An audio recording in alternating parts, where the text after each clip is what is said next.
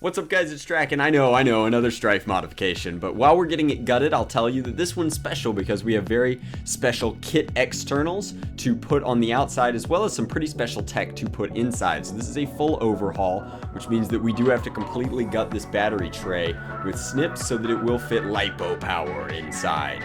As we're kind of doing that, I'll explain that we have a very special color matched HK416C kit from Tactical Foam to put on the outside of this guy. So right now we're also splicing a gold artifact cage, that's the Canid motors, with special 2S aftermarket motors from Australia land, and then we're wiring those up with high gauge silicone wiring. All of the materials will be in the description box below, of course. Then we're pulling leads off and testing the polarity of this really quick, making sure that we know exactly which leads go where, and we're soldering those into place in the midpoint between the two motors. Then we actually have to tuck the cage into the front housing of the kit itself, just because they kind of meld together the way that this kit has been designed. It's a very sturdy design, but it has to be done this way. Figured out that we had to reverse the color on those wires so that it would be stupid proof there. No big deal. The motor, one of them was just mislabeled. And then we're kind of fitting that into place and rocking and rolling. So once we get this locked into place, I like to pull the wired guard there that goes right underneath the jam door and lock everything down so the wires are ready to have a new splice. Now there was one issue there with the kit, and you can see EOC in the background is carving off a little replacement piece where this kit for some reason wasn't entirely fully printed, and we just need a small blocker underneath that flywheel cage. It blends in seamlessly because the orange and the orange matches, so it's no muss, no fuss, no problems. While he was doing that, I've been gutting out all of the space we need to fit that high amperage micro switch into the handle. It's a different sort of a switch. It's a roller clicker switch as opposed to the kind of push toggle one that's in there originally, and it can handle the current from the LiPo. So we'll be setting that up inside a polymer here. I'm using polysilicate, but in the description box there's epoxy putty. Why? Because epoxy putty is way cheaper than this stuff, and just as easy to work with. I just have a bunch of this stuff, which at some point I'll explain in a vlog. But you can see that that's set up so that it'll work with the original rev switch, and then all we have to do is kill like a couple of minutes here with casual conversation, and now that it's set, we'll put the internals back in. So that's building a shield real quick while EOC kind of tinkers with the kit to find out which side those side rails are going to fit onto, and he's kind of playing with it because they're not labeled in this case, but it becomes very self-explanatory pretty easy. Then a quick signature on the inside of this special blaster for one of my patrons, and we'll start locking down the Strife itself. So after locking down the shell, we figure out that the blaster itself is going to have multiple phases to get the kit to fit onto it. So there are a few more modifications that have to be done to the blaster. Up there on the top rail, you actually have to Dremel out a slot in the back of the rail area, and that's just so that the top end with the charging handle that completes the Picatinny will fit on as well. So we've got the stock installed, we've got the rail, and we're discovering that now. There'll probably be a jump cut here after we mark where we're going to cut it, and now it slides on and locks in no problem.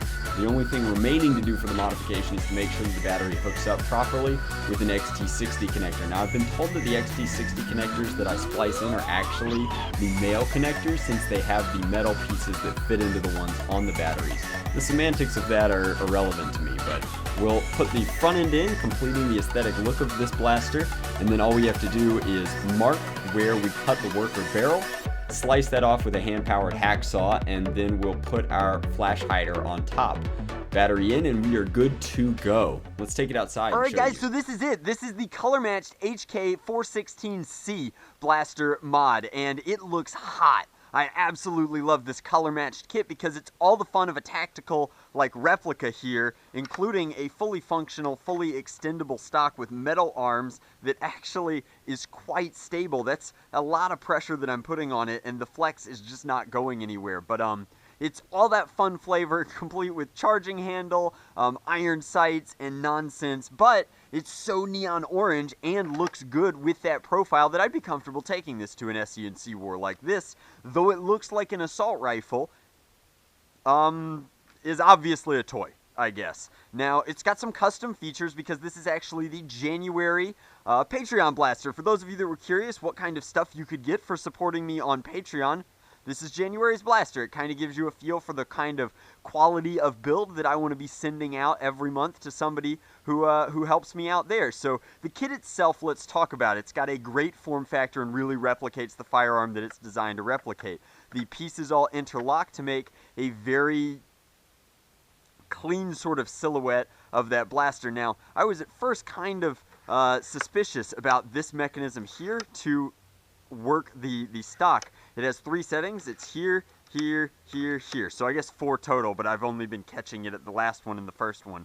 But this is great. It's very stable and overall like is completely necessary combined with this kit. You've got plenty of Picatinny here for any sort of foregrip that you want to put on, as well as a ton of rail up top. Now this is the first, or the, I guess, prototype or Mark 1 of what EOC and I have been working on. We don't have a name for it yet, but this is our custom 3D printed Drac Fang sight, and this will go on most Patreon blasters that have tactical rails to put them on. It's just a nice touch, something unique, and I really wanted to do something special for this blaster since it's the first one. Then up top we have worker barrel material along with a worker flash hider. This one came out of the collection. Huge thanks to Chinanio for muling that back from China himself. But then inside you can see the black worker barrel. I wanted it to be black because I like the contrast showing through this front of the barrel shroud, I guess. Then I've got a Worker 22 in it right now just so that we can demo that it's fully rewired. It's doing everything that a Strife should be doing, and it's optimized for a 2S performance. It's got a graphene battery inside. The person who gets this on Patreon, I will send you all the information for the battery that I use inside it, but... oh man, I loaded the whole magazine. Now what am I gonna shoot at? Too easy. What a nice blaster.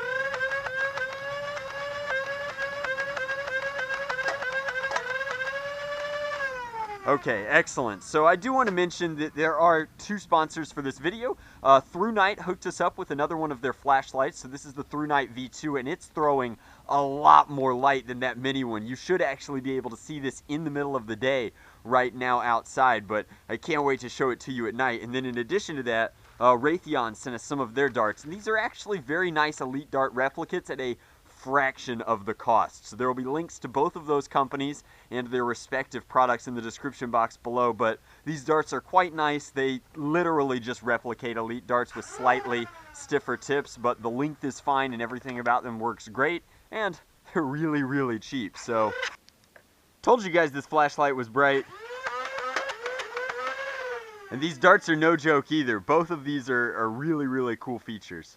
Video goggles died on me, guys, but no big deal. So I'm really starting to like these tactical body kits. By the time you guys are seeing this video, this is already shipped off and well on its way to Patreon land, whoever it may be going to, but I hope that they get as much fun out of playing with it as I did out of making it. And to those of you that are just watching this video, I hope you enjoyed the build. I really liked getting to use the new Artifact Gold cage and make something that was just absolutely top tier for somebody who supports my dreams out there. Again, a huge thank you to Raytheon for sending over the darts. A plethora of those will be going to the Patreon winner this month, and then a huge thanks to ThruNite for sending the super sweet tactical light.